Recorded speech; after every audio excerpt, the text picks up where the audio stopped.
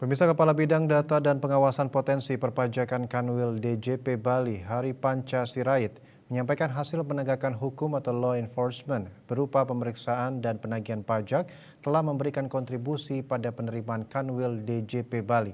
Realisasi penerimaan pajak dari pemeriksaan dan penagihan pajak tahun 2023 mencapai sejumlah 390,6 miliar rupiah yang terdiri dari pemeriksaan sebanyak 228,7 miliar rupiah dan penagihan 161,9 miliar rupiah.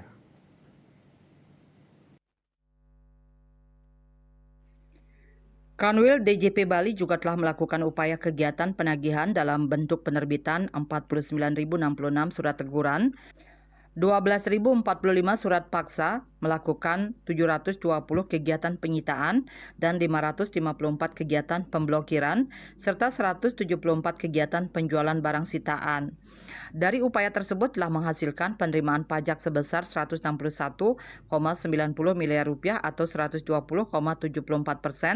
dari target penagihan sebesar 134,39 miliar rupiah. Kanwil DJP Bali juga melaksanakan pemeriksaan bukti permulaan terhadap 40 wajib pajak WP dengan rincian terdapat 26 WP yang sedang ditindaklanjuti dan 14 WP selesai ditindaklanjuti, di mana 1 WP dilanjutkan ke tahap penyidikan. Dalam kegiatan penyidikan dilakukan terdapat 7 WP, di mana 5 WP sedang dalam proses penyidikan dan 2 WP sudah divonis dengan putusan PN.